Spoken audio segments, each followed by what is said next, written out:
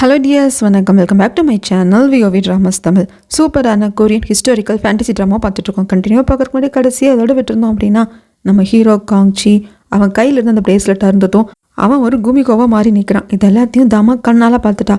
ஜங்குக்கும் sense ஆகுது. இதுக்கப்புறம் என்ன நடந்ததுன்னு கண்டினியூவாக பார்க்கலாம். மறக்காமல் லைக் பண்ணிட்டு சப்ஸ்கிரைப் பண்ணிவிட்டு உங்கள் ஃப்ரெண்ட் அண்ட் ஃபேமிலி கூட ஷேர் பண்ணிட்டு கண்டினியூ பண்ணுங்கள். அவ்வளோதான், பூமிக்காவை மாறின நம்ம ஹீரோ காங்ச்சி செம்ம கோபத்தில் இருக்கான். ஆல்ரெடி ரிவெஞ்ச் மோடில் இருக்கான். அந்த ஆட்கள் எல்லாத்தையும் சரா மாதிரியே கிழிச்சு கொன்று தூக்கி வீசி எரிஞ்சிடுறான். இதெல்லாம் தாமா முன்னாடி நடக்க தாமா பயங்கரமாக பயந்துடுறான். தனக்கு முன்னாடி இருக்கிறது காங்ச்சியில் ஒரு மிருகம் மாதிரி நினச்சிட்டு பயந்து அங்கிருந்து ஓடி போகிறான். வடிகாடை பார்த்துட்டு தாமா என்னாச்சு அப்படிங்கிறப்போ, இல்லை உடனே ஏதாவது பண்ணி ஆகணும், எல்லாம் கையை மீறி போயிட்டுருக்கு, நிலைமை கையை மீறி போயிட்டுருக்கு அப்படின்ட்டு ரொம்ப பயப்படுறான். இந்த பக்கம் எல்லாரையும் கொன்னாச்சு. அதுக்கப்புறம் காங்ச்சிக்கு என்ன நடக்குது என்ன பண்ணுறதுன்னு தெரியல. அந்த காட்டுக்குள்ள நடந்து போயிட்டுருக்கிறப்போ ஒரு இடத்துல அப்படியே மயக்கம் போட்டு விழுந்துடுறாங்க. மழை பெய்ய ஆரம்பிக்குது. இந்த பக்கம் இதுக்கப்புறமாக்கா பிஸ்னஸ்மேன் பொண்ணு, பிஸ்னஸ்மேன் பையன், பிஸ்னஸ்மேன் ஒய்ஃப் அப்படின்னு சொல்கிறது கொஞ்சம் லென்த்தாக இருக்குங்க. பேர் வச்சுக்கலாம். பிஸ்னஸ்மேனோட பொண்ணு பேர் வந்து செங்கா, பிஸ்னஸ்மேனோட பையன் பேர் வந்து டீசோ. அவங்க ஒய்ஃபை வேணால் பிஸ்னஸ்மேன் ஒய்ஃப்னு சொல்லி வச்சுக்கலாம். ஏன்னா பிஸ்னஸ்மேன் இறந்துட்டதுனால எங்களுக்கு இதுக்கப்புறம் பேர் சொல்லி கூப்பிட்டுக்கலாம். அதுதான் கொஞ்சம் ஈஸியாகவும் இருக்கும்.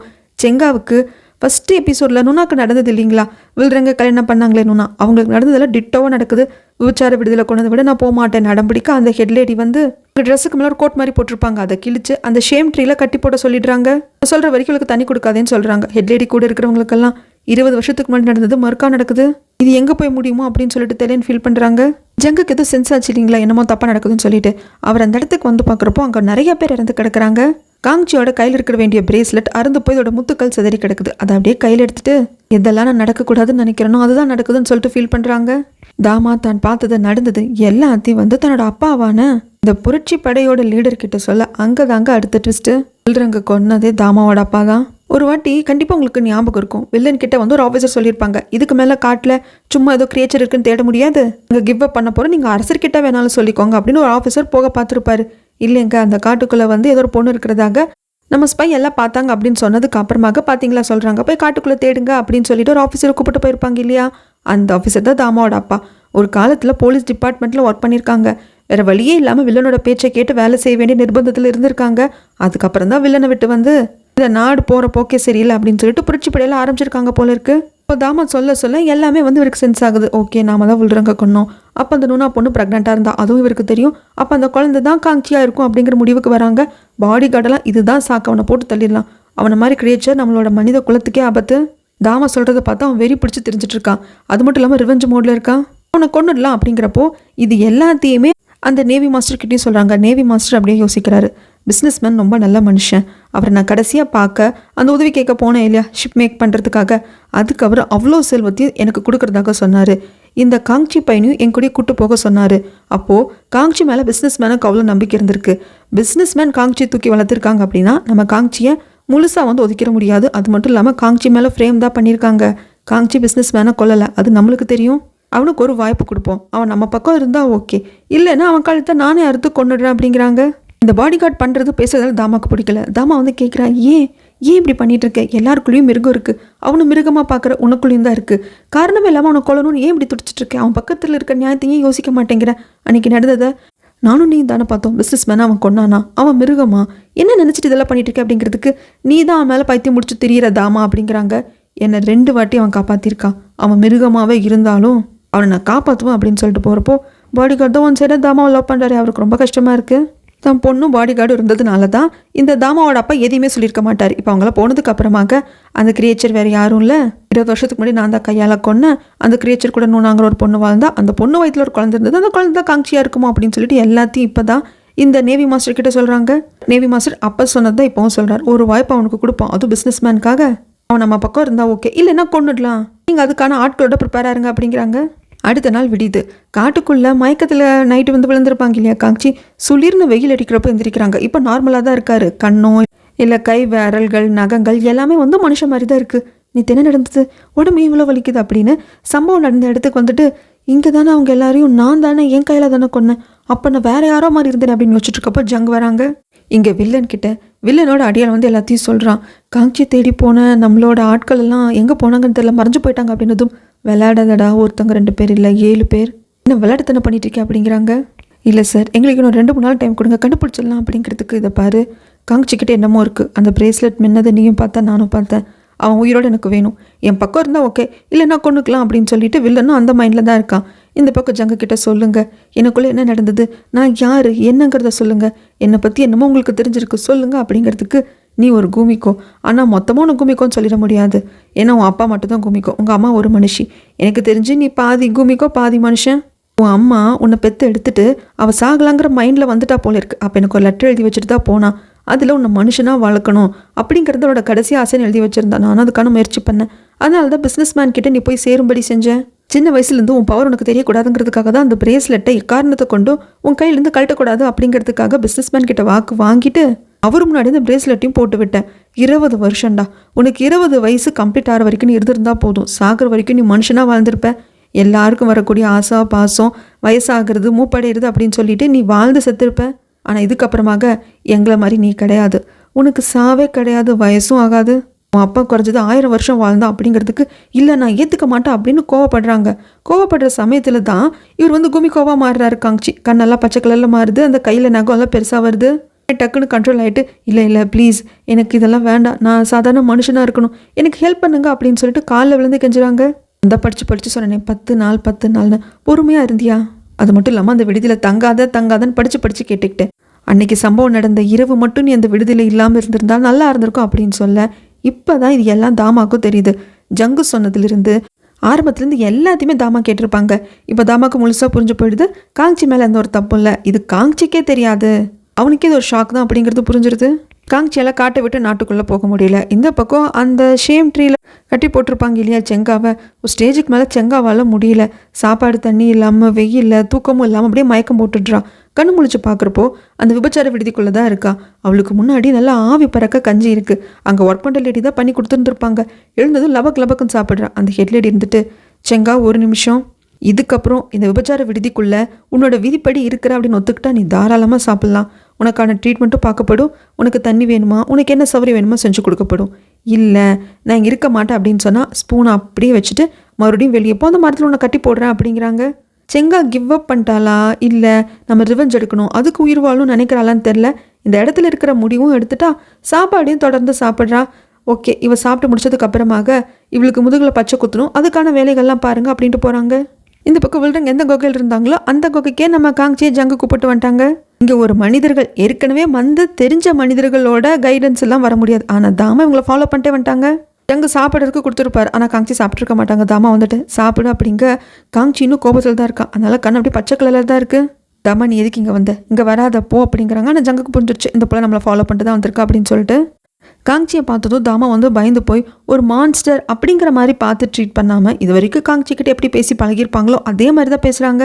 காங்ச்சி இப்போ என்ன மாறி போச்சு, உன் கண்ணோட கலர் மட்டும்தான் மாறி இருக்கு. உனக்குள்ளே இருக்கிற அந்த காங்ச்சி அந்த மனுஷன் இன்னும் அப்படி தான் இருக்கான். நீ ஜங்கு கிட்ட பேசிட்டு இருந்தது எல்லாத்தையும் நான் கேட்டேன். இதை பற்றி கவலைப்படாத, எழுந்துரு. இந்த இடத்துல நீ 1000 வருஷம் 2000 வருஷம் அப்படின்னு எவ்வளோ வருஷங்கள் வாழ்ந்தாலும் என்ன விட கிடைக்க போகுது?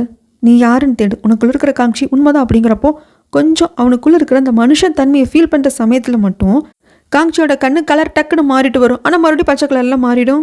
பார்த்துட்டு இருக்க ஜங் இந்த பொண்ணால் காங்ச்சியை கண்ட்ரோல் பண்ண முடியுது, அவன் மனசை மாற்ற முடியுதுன்னு பார்த்துட்டு இருக்காங்க. ஆனால் ஒரு செகண்ட் நான் காங்ச்சி மறுபடியும் உட்காந்துட்டு அவ்வளோதான் என் விதி இதுதான் முடிஞ்சு போச்சு அப்படின்னு சொல்லிட்டு அந்த கல்லில் உட்காந்துக்கிறாங்களா. அப்போ தான் அந்த பொண்ணை பார்க்குறப்போ நம்ம ஜங்குக்கு சில விஷயங்கள் ஞாபகம் வருது. இவர் ஜோஷி சொல்லியிருப்பார் இல்லையா, பிரேனிலாவும் பீச் ட்ரீயும் இருக்கிற இடத்துல நீ ஒரு பர்சனை மீட் பண்ணுவேன், அவன் தான் உன்னோட சோல்மேட். பட் நீ அவனை அந்த இடத்துல அவாய்ட் பண்ணாதான் உன் லைஃப் நல்லாயிருக்கும், இல்லைனா 2 பேரில் யாரோ ஒருத்தர் தான் அவரோட இருப்பீங்க அப்படின்னு சொல்லிட்டு இப்போ அதெல்லாம் ஞாபகம் வருது. ஒருவேளை இந்த பொண்ணு மீட் பண்ணது காங்ச்சியை தானோ? ஆனால் காங்ச்சி சாக மாட்டான். காங்ச்சிக்கு பவர் இருக்குது, கத்தியால் குத்தினாலும் என்ன ஆனாலும் அந்த காயம் ஆறிடும்.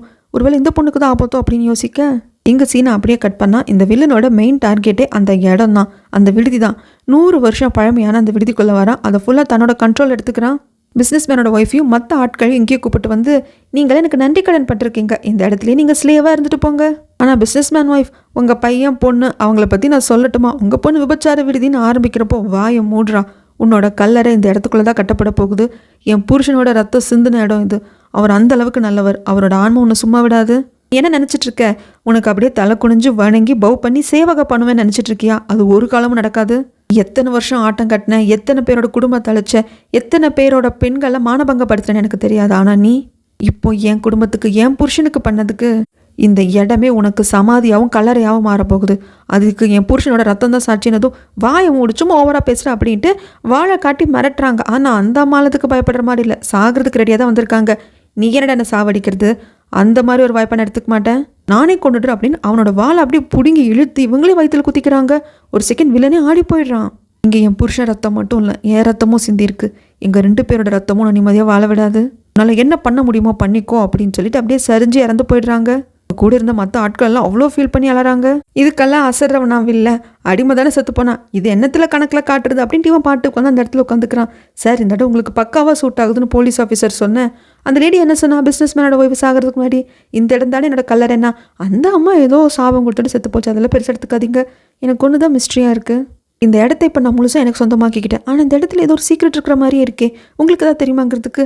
இல்லைங்க, இந்த இடத்துல என்னங்க சீக்ரெட் இருக்க போகுது, அந்த பிஸ்னஸ்மேன் கிளர்ச்சி படையோடு சேர்ந்து உங்களை கவக்க ஏற்பாடு பண்ணிட்டு இருந்தார், அதை தவிர்த்து வேறு எந்த சீக்ரெட்டும் இல்லைங்கிறாங்க. ஆனால் இருக்குது, இந்த வில்லன் உட்காந்துட்டு இருக்க இடத்துக்கு கீழே தான் அந்த மொத்த வெள்ளி நாணயங்களும் இருக்குது. அது அவனுக்கும் தெரியல. இது அத்தனையும் தெரிஞ்ச நேவி மாஸ்டருக்கு அதை எப்படி எடுக்கிறது, இந்த ஷிப்பை எப்படி கட்டி முடிக்கிறது, நம்ம நாட்டு மக்களை எப்படி காப்பாற்றுறது அப்படின்னு ஒன்றும் புரியாமல் இருக்காங்க. இந்த பக்கம் குகையை தான் காட்டுறாங்க. செமையாக காஞ்சி கத்திட்டு இருக்கான். ஏன் அவன் கத்துறான், ஏன் இப்படி கத்துறாங்கிறதுக்கு அவனுக்குள்ளே இருக்கிற மனுஷன் கூட அவனுக்குள்ளே இருக்கிற மான்ஸ்டரும் போட்டி போடுது. யார் ஜெயிப்பாங்கன்னு தெரியாதுங்கிறப்போ ஜங், உங்களுக்கு எந்த அளவுக்கு ஒருத்தரோட விதியை பார்க்க முடியும்னு தாமா கேட்குறா. ஓரளவுக்கு ஒருத்தவங்களோட விதியை என்னால் கணிக்க முடியும். அந்த சுச்சுவேஷன் நெருங்க நல்லது நடக்க போதா தப்பாக நடக்க போதான்னு சென்ஸ் பண்ண முடியும். அதை வச்சு தான் என் நண்பன்கிட்டையும் சொன்னேன், டே பார்த்து ஜாக்கிரதையாருடா, உனக்கு ஒரு பிரச்சனை வந்ததுன்னா நோனாவோட நெஞ்ச குத்தி கிழிச்சிருன்ட்டு. அதை வச்சு தான் இவனையும் சொன்னேன், அந்த விடுதியில் இருக்காதேன்னு சொல்லி. யார் என் பேச்சை கேட்டா அப்படிங்கிறாங்க. அப்போ தான் ஜங் இன்னொன்று சொல்கிறாங்க, ஒருவேளை என்னால் விதியை சொல்ல தான் முடியும், மாற்ற முடியாது போல இருக்குது. அதெல்லாம் இருக்கட்டும், நான் உனக்கு ஒரு வாட்டி ஜோஷியம் சொன்னேன் இல்லையா, பிரிநிலாவும் பீச் ட்ரீயும் சேர்ற இடத்துல நீ மீட் பண்ணுற பர்சன் தான் உன் சோல்மெட்டுன்ட்டு, அது காஞ்சி தானங்கிறதுக்கு இந்த தாமாவும் ஆமான்னு சொல்கிறா. ஆனால் நீங்கள் கவலைப்படாதீங்க, அவனோட சோல்மெட் நான் கிடையாது, வேற ஒரு பொண்ணு, அவள் பேர் செங்கா, பிஸ்னஸ் மேனோட பொண்ணு, அவன் மேலதையும் உயிரியே வச்சுருக்கான், அதனால் எங்கள் ஃபேட்டெல்லாம் பெருசாக பாதிப்படையாது அப்படின்னு சொல்ல, இந்த பக்கம் காஞ்சிக்குள்ளே இருக்கிற அந்த குமிகோ மாஸ்டர் தான் பவரை வின் பண்ணுது, செம்மையாக கத்துறான். அதை ஜங்கு கேட்டதும் தாமா இதுக்கப்புறம் இங்கே இருக்காத போயிடுங்கிறாங்க. இல்லை நீங்கள் தான் சொன்னீங்க இந்த காஞ்சியோட அப்பா இந்த மலையோட காவலர்னு சொல்லிட்டு. ஆமாம், ஆனால் காஞ்சிக்கு இப்போ தான் அந்த பவர் கிடச்சிருக்கு, கண்ட்ரோல் கூட பண்ண தெரியாது, நீ தயவுசெய்து இங்கேருந்து போ அப்படின்னு தாமாவுக்கு புரியுது. டக்குன்னு அங்கேருந்து வந்துடுறாங்க. தாமாவை ஃபாலோ பண்ணிகிட்டே இருக்கணும், அவளை பத்திரமா பார்த்துக்கணும் தான் பாடி கார்டு அனுப்பிச்சிருப்பாங்க. ஆனால் தாமாவை மிஸ் பண்ணதுனால அவங்க அப்பாட்ட மன்னிப்பு கேட்டுருக்கு. அப்போ தாமா அப்பா நம்ம தான் பண்ணணும்ப்பா, காங்சிக்கு ஹெல்ப் பண்ணணும்ப்பா அப்படின்னு கத்துறான். இந்த பக்கம் ஜங் ஹோல்ட் பண்ணுறாங்க. வேண்டாம் காங்சி, இப்போ தான் உன்னோட மொத்த பவரையும் நீ யூஸ் பண்ண ஆரம்பிக்கிற, இது ரொம்ப தப்பில் போய் முடிஞ்சிடும். உனக்குள்ளே இருக்கிற மனுஷன் ஜெயிச்சிருக்கான் அப்படின்னா அதுக்கு காரணம் உனக்குள்ளே இருக்கிற ரிவெஞ்ச், அந்த வில்லன் மேலே இருக்கிற கோபம், புரிஞ்சுக்கோ அப்படிங்கிறதுக்கு. அதெல்லாம் கேட்குற மாதிரியே இல்லை காங்சி. ஜங்கையே தள்ளி விட்டுட்டு நாட்டுக்குள்ளே வராங்க, அந்த வில்லனை போட்டு தள்ளிடணும்னு சொல்லிட்டு. காங்சியை பிடிச்சி கொடுத்தா 200 யோன் அப்படின்னு சொல்லிட்டுல போட்டிருப்பாங்க இல்லையா போஸ்டரில், அதில் கிழிச்சு எறிகிறாங்க. ஆக்சுவலாக இப்போ காங்சி பேசுகிறப்போ கூட மான்ஸ்டர் மாதிரியே இருக்கும் அந்த வாய்ஸ். ஆனால் பாடி கார்டு நின்று காங்சி அட்டாக் பண்ண ட்ரை பண்ணுறாங்க. இப்படி மான்ஸ்டராகவே இருந்தாலும் காங்சி கொஞ்சம் தெளிவாக தான் இருக்காங்க. என்னோட இலக்கு நீ கிடையாது, ஒதுங்கிப்போ, என்ன உன்னை கொன்றுவேன் அப்படிங்கிறாங்க. என்னை தாண்டி தாண்டா நீ போகணும்னு பாடி கார்டு ஃபைட் பண்ணுறப்போ காங்சி மேலே கிழிச்சிருது. ஆனால் காயம் தன்னை போல் ஆறிடுது. பாடி கார்டு பார்த்துட்டு இவனை நாம் ஃபைட் பண்ண முடியாதுன்னு புரிஞ்சிருந்துருப்பாங்க. வர்றப்ப அதுக்கான ஏற்பாடோடு வந்திருப்பாங்க. சில ஆட்களை வச்சு கயிறை கட்டி காங்சியை பிடிக்க, இதெல்லாம் காங்சி எப்படி கட்டுப்படுத்தும், ஈஸியாக அறுத்தெறிஞ்சிட்டு வந்துடுவாங்க. ஆனால் அந்த செகண்ட் போதும் நம்ம ஜங் அங்கேருந்து பிரேஸ்லெட்டை தூக்கி வீச அது காங்சியோட கையில் ஃபிக்ஸ் ஆகிக்குது. ஆனால் இப்போ காங்சி இருக்கிற கோபத்தில் அதையும் பிச்சரியை தான் பார்க்குறாங்க. இதை பாரு காங்சி, இதுதான் உன்னோட கடைசி வாய்ப்பு, என்னால் முடிஞ்ச மட்டும் என் சக்தியை ஒன்று திரட்டி மறுபடியும் இந்த பிரேஸ்லெட்டை செஞ்சுருக்கேன், இதை நீ பிச்சை எரிச்சிட்டு அப்படின்னா நீ மனுஷனாக மாறுறதுக்கான கடைசி வாய்ப்பை இழந்துருவா, அதுக்கப்புறம் இஷ்டம் அப்படிங்கிறாங்க. அப்படியே காங்சி பிரேஸ்லெட்லேருந்து கை எடுத்துடுறாரு. இந்த பக்கம் விபச்சார விடுதி தாங்க காட்டுறாங்க. அந்த இடத்துல ஒரு ஹெட்லேடி இருப்பாங்க இல்லையா, அந்த ஹெட்லேடியோட இடத்துக்கு வர்றதுக்கு இன்னொரு லேடி போட்டி போட்டுட்டு இருப்பாங்க. அவங்க செங்காவை இந்த வில்லன் கிட்ட கூப்பிட்டு வராங்க. செங்காவோட உடம்பே ஆடி போயிடுது. அதுக்கப்புறம் தான் ஹெட்லேடிக்கு அது தெரிய வருது. அங்கே யாரை கிட்ட இந்த பொண்ணை கூப்பிட்டு வந்தேன், மன்னிச்சிருங்க சார், இந்த பொண்ணுக்கு இன்னும் ட்ரைனிங் தேவைப்படுது, இந்த பொண்ணு தயாராக இல்லை அப்படிங்கிறாங்க. எனக்கு என்னமோ உனக்கு வயசாகிடுச்சுன்னு நினைக்கிறேன் ஹெட்லேடி, அதனால தான் இப்படி எல்லாம் பேசிகிட்டு இருக்கு. உன் இடத்துக்கு வேறு யாராவது வரணும்னா அந்த பொண்ணு முன்னாடியே கலாச்சி விட்டுடுறாங்க. ஆக்சுவலாக வில்லன் ஒரு காம கொடூரன் அப்படிங்கிறது ஹெட்லேடிக்கு நல்லா தெரியும். அதனால தான் செங்காவை அனுப்ப மாட்டேன்றாங்க. இந்த பக்கம் காங்சியை கட்டி போட்டாச்சு. தாமாவோட அப்பா முன்னாடி இருக்கிறப்போ தாமாவோட அப்பா இவனை போலீஸில் கொண்டு வைப்படிங்கன்னு சொல்லிடுறாங்க. ஆக்சுவலாக ஜங்கு அங்கே தான் இருப்பாங்க. தாமா பதற, அப்பா என்னப்பா இது, அவனுக்கு ஹெல்ப் பண்ணுறேன்னு சொன்னீங்க, இப்போ போலீஸ்கிட்ட ஒப்படைக்க சொல்கிறீங்கிறதுக்கு. இது ஏன் முடிவு இல்லைம்மா, அந்த நேவி மாஸ்டர் இருக்கார் இல்லையா, அவரோட முடிவு. அவர் எது செஞ்சாலும் ஒரு அர்த்தம் இருக்குன்னு தெரியும் இல்லையா, அவரை நம்புவோங்கிறாங்க. நேவி மாஸ்டர் என்னமோ திங்க் பண்ணிட்டு இருக்காரு. ஆக்சுவலாக நேவி மாஸ்டர் சாதாரண ஆள் கிடையாதுங்க, சரியான ராஜதந்திரி. செம்ம ஸ்ட்ராட்டஜிக்கலாக பிளான் பண்ணுவாங்க. நேவி மாஸ்டரோட பிளான் படியே நம்மளோட காங்சியை போலீஸ் கிட்ட ஒப்படைச்சாச்சு.